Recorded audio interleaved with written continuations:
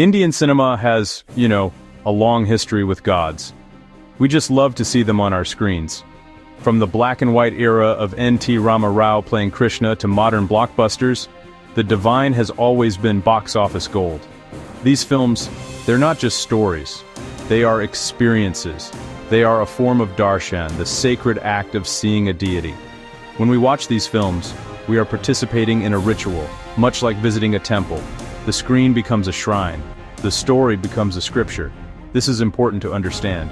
We're not just consuming entertainment, we are engaging with faith. The film Kantara is a powerful modern example of this phenomenon. It brings the story of a local deity, a Buddha, to a global audience. The film's success was not just because of its action or drama. It was because it touched a deep cultural nerve. It portrayed the raw, primal energy of folk religion. The climactic scenes, where the hero becomes a vessel for the god Panjurli, are central to this. When we watch a film like Kantara, our brains do something remarkable. Scenes of intense ritual and trance can trigger what neuroscientists call mirror neurons. These are brain cells that fire when we perform an action, and when we see someone else perform that action.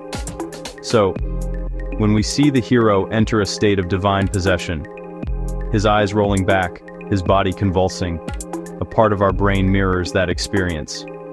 We feel that ecstasy, that terror. This creates a powerful empathetic connection. The character's reality starts to feel like our own reality. Psychology offers another lens, the suspension of disbelief. With God-based cinema, this suspension can leak into our actual lives. The film provides vivid, emotionally charged evidence for supernatural events. If you see a character gain superhuman strength after praying, your brain stores that as a powerful association. This is classical conditioning. The more emotionally intense the scene, the stronger the association, making it feel true. We make sense of the world through stories, not through data. A film presents clear cause and effect. A community performs a ritual, and a god appears to solve their problems. This simple narrative becomes a mental shortcut for complex social and economic problems. Intense music, rapid editing, and committed performances work together to overwhelm our critical faculties.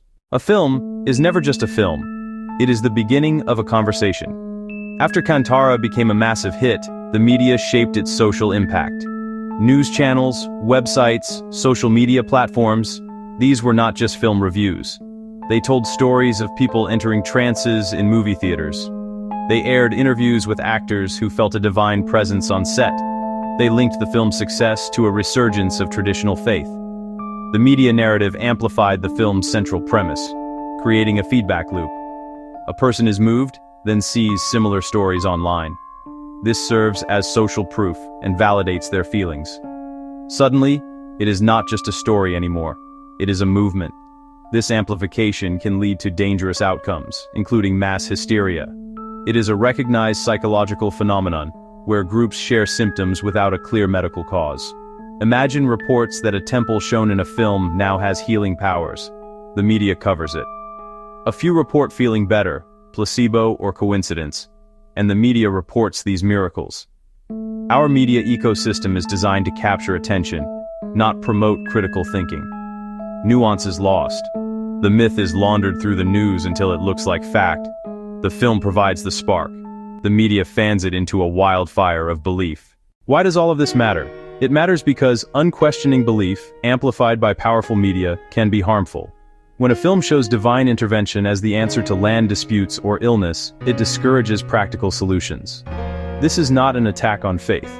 It is a caution against dogma when fiction is taken as a manual. Responsibility lies with filmmakers, and with us, the audience. Cultivate a mental separation. Appreciate art, storytelling, emotional power, but not as absolute truth.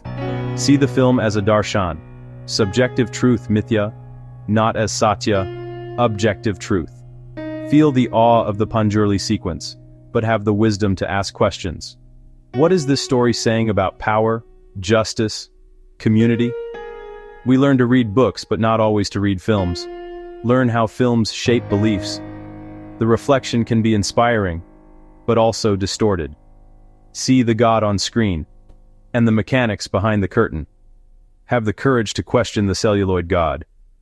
Separate the myth from the mythia. Find your own truth in the space between story and reality.